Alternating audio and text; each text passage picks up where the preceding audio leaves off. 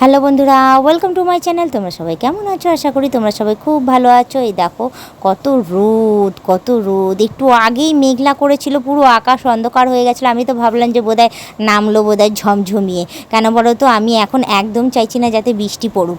আমি চাইছি একদম ঝলমলে রোদ হোক। কারণ অনেকেই আছে যারা নিজেদের জন্য শপিং করবে, নিজের ফ্যামিলির জন্য শপিং করবে, এবং যারা এখন জামা কাপড়ের দোকান দিয়ে বসেছে তাদের যাতে কোনো রকমভাবে মার না যাক, তাদের ব্যবসাপাতিও যাতে ভালো চলুক, সেই কামনাটাই করছি আমি ভগবানের কাছে। ওই জন্যই আমি চাইছি না যাতে একদম বৃষ্টি পড়ুক, কোথাও না, সব জায়গায় যাতে শুকনো থাকে, ভালো থাকে, এবং সবাই মার্কেটিংও ভালো করতে পারে এবং ভালোভাবে ঘুরতেও পারে। তো যাই হোক, সামনে পুজো এসছে আর একটা মাস বাকি। তো তার জন্য আমি এখন থেকেই সমস্ত কাঁচা ধোয়া শুরু করে নিয়েছি আর ঘর দুয়ার পরিষ্কার করাও শুরু করে নিয়েছি। তো ঘর আমার অর্ধেক পরিষ্কার করা হয়ে গেছে।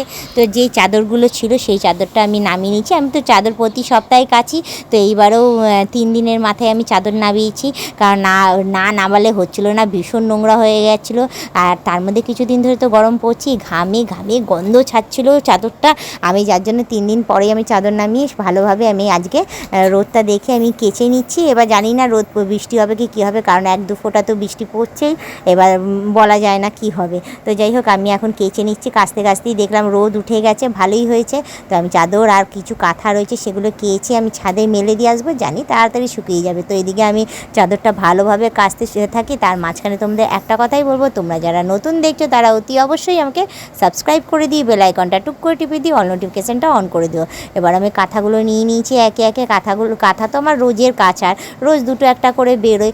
যেহেতু মামা মোর ওপর ঘুমায়, তো সেহেতু নোংরা করে না ও।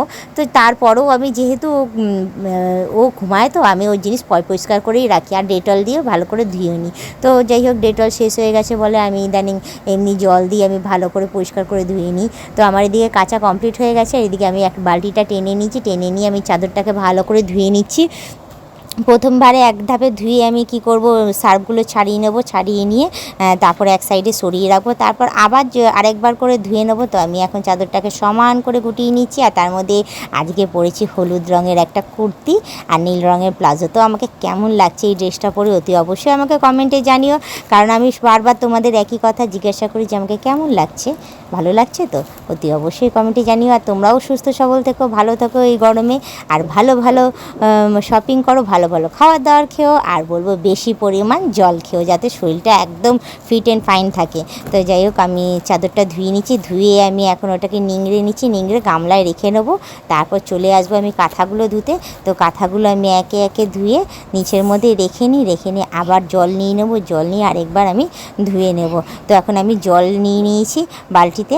তো আমি ভাবছিলাম যে সাদা বালতিতেই ধুয়ে নিই, তো সাদা বালতিটা আমি টানতে পারছিলাম না, যেহেতু পুরো ভরা। তো এবার টেনে নিয়ে আমি আরেকটা বালতি বসিয়ে দিচ্ছি, ওটা ভরতে থাকুক আর ওটাকে খালি করে নিই। তারপর গিয়ে আমি ধুয়ে নেবো। কারণ বেশি তো কিছু নেই, কাঁথাই রয়েছে, এতগুলো জল দিয়ে ধুয়ে জল নষ্ট করার কোনো দরকারই নেই। আর কি বলো তো, কেউ আমাকে কমেন্টে জানিয়েছে, বৌদি তুমি ভীষণ জল খরচা করো, জল কিন্তু এখন থেকে বাঁচাও, তাহলে কাজে লাগবে। তো তাই জন্য আমি তার কথা মতনই এখন জল সেভ করা শুরু করে দিয়েছি। আমি খুব একটা জল আমি নষ্ট করি না, খুব মানে একদম মাপ মতো জল নিয়ে আমি কাজ করি। আর ওয়েস্টেজও করি না, একদম দাঁড়িয়ে থেকে বালতি ভরে কলটা বন্ধ করে চলে যায়। তো তাকেও আমি জানাবো যে অনেক অনেক থ্যাংক ইউ এটা বলার জন্য, নাহলে হয়তো আমি বুঝতামই না এইসব কোনো কিছু। তো যাই হোক, আমার একে একে কাঁথাগুলো আমি ধুয়ে নিংড়ে নিচ্ছি, নিংড়ে আমি গামলায় রেখে নিচ্ছি। আর কী বলো তো, আমার না একদম ঝুঁকে কাজ করতে পারি না, কোমর ঠোমর সমস্ত কিছু ধরে যায়। তো যাই হোক, আমার ধোয়া কমপ্লিট হয়ে গেছে। তো আজকের ব্লগিংটা আমি এখানেই শেষ করছি। আবার অন্য দিন অন্য কোনো ব্লগ ভিডিও নিয়ে আমি হাজির হয়ে যাব। আজকের মতো টাটা, বাই বাই।